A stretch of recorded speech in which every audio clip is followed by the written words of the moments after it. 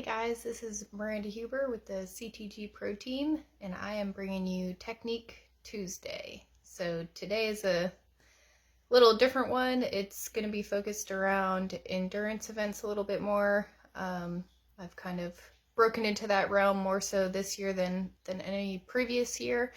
So I wanted to talk about some tips and things that have helped me as I've started doing more of those. So the key thing I wanted to highlight was making a checklist. So I have a checklist that I made on the computer. So in order to build my checklist, I also have done some research, just some Googling.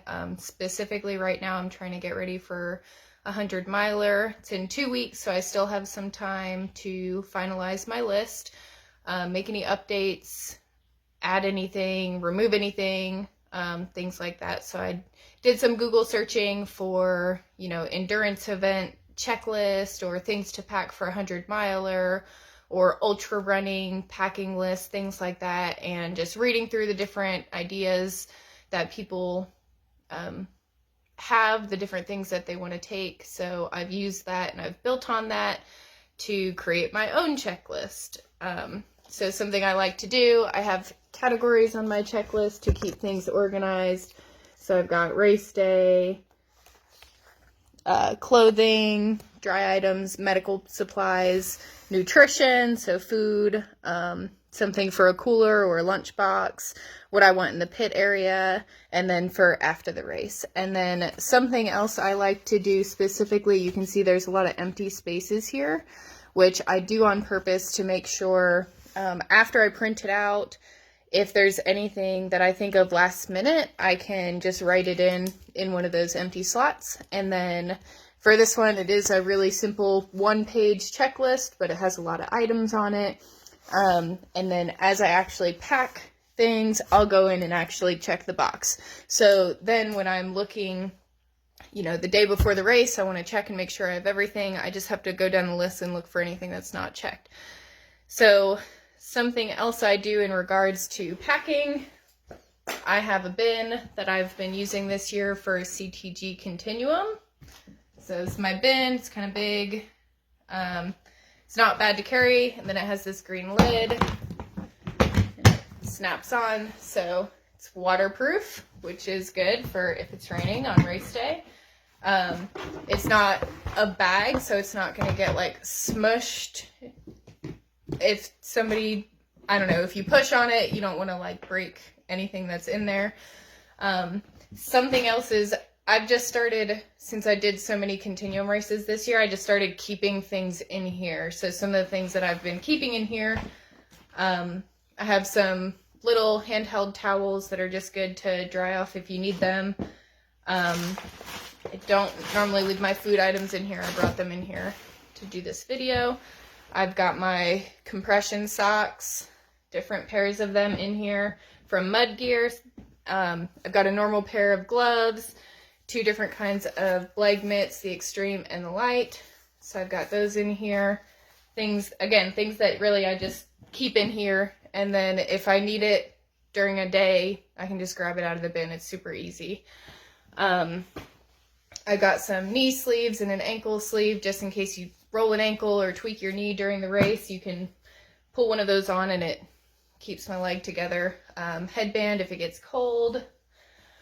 I've got a flip belt. This has been nice for continuum as well, since I haven't always wanted to take my actual running pack. There's lots of water stations and I don't normally need water during that type of event. So this is nice just to take some gummies or some goos or anything like that. Some hot hand warmers.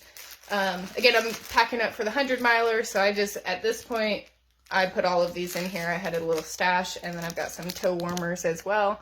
They can go in your shoe. A couple other things I have been leaving in this bag, or this bin. I've got my rock tape, rock sauce, hot and cold. I've got some rock tape blister, resist. Got a Sharpie to write my bib number on me. Squirrel's nut butter, both types. If it gets hot, the deodorant stick I think can melt a little bit, so it's nice to have the tub of it as well.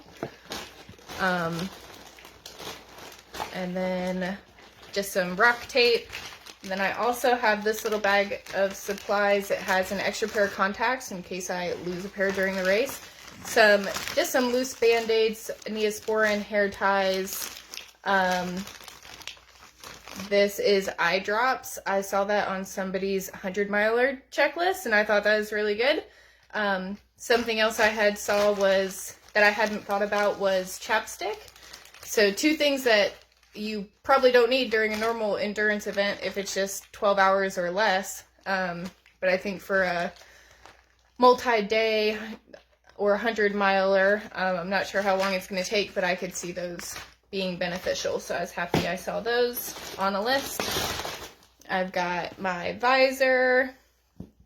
And then another key thing is just to keep your things organized. So you can see I've got a Ziploc baggie with, this is my anti-chafe, my rock tape, my Sharpie, and then I have like my little medical bag. I'll probably add some like Tums in here and some other things. I'm only just starting packing, so that's why things aren't really complete yet. I've got a bag of like dry foods, there's a bag of chips in here, some honey stinger waffles, a Kind bar, some peanut M&Ms, some other random things, peanut butter jelly bars, some Cliff Cubes. So again, this is something I pretty much leave all this together. Obviously I'm not going to leave this sit in the pantry for a year. I don't leave this in the bin.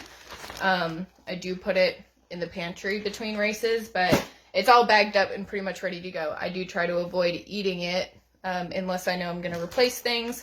And then I have another bag with nutritional items in it, and this is more specifically like sugary stuff. So this is the traditional like goo, gummies, gels. There's some sports beans in there. I have an electrolyte tab and Elite Ops in here for caffeine. So yeah, I still kind of organize the food as well to make those separate, because I think when you come into the pit area, you want to be fast, so you want to know where your stuff is. You want it to be organized. And for me, when I've come into the pit area between laps, I pretty much know what I'm in the mood for. So if I want a gel, like I'll pretty much know that I could take something sugary, or maybe I ate a bunch of gels on the last lap and I really could not stand anything more sweet like that, so then I might go for my real bag of food that has chips, and you can put Pop-Tarts in there, or whatever you want. So it's just nice to be organized. And then of course I'm going to take my Compex muscle massager. I read somebody recommend taking that to a 100-miler, that way you can massage your legs between laps. So yeah, I've got lots of stuff on here, and obviously I didn't talk about clothing, but I'm starting to think about clothing. So I already have an idea. You know, I'm going to take my Under Armour tights that are warm gear for cold running. I'll also probably take sweatpants or hiking pants. I'll take multiple pairs of shoes. For even a CTG Continuum, I like to take an extra pair of everything. So shorts, underwear, socks, race shoes, shirt, sports bra, because you never know if you're gonna get like snagged on barbed wire or something, or that might be the day that you lose your shoe, or your shoe blows out and the bottom falls off or something. You just never know what's gonna happen on race day. So I think it's important and nice to have a backup. So I ran the Spartan Ultra twice now, and the first year I did change my socks and shoes between laps because my feet were starting to get blisters. And then the second year, it was really cold the first lap and I had trouble warming up. So, and right before the pit area, you went through the dunk wall, so you were soaking wet coming into it. So I didn't change all my clothes, but I did change my top because it was super wet and just slopping wet, and it was keeping me cold. So those were just some things that it was nice to have a spare set of clothing, because you never know what you're going to want on the day of. Also keep in mind the size restrictions that could be in place. So for a Spartan race, I think this does exceed their actual like requirement recommendations. So I normally take a Home Depot bucket. CTG doesn't have any sort of restrictions, so that's why I've opted for kind of the larger bin, and it's not usually packed full. So I've got lots of extra space in here. I could get a smaller bin if I needed to. So just something to look at if you're signing up for an endurance event, and you do want to take something for the pit area, make sure you know what kind of limitations there are.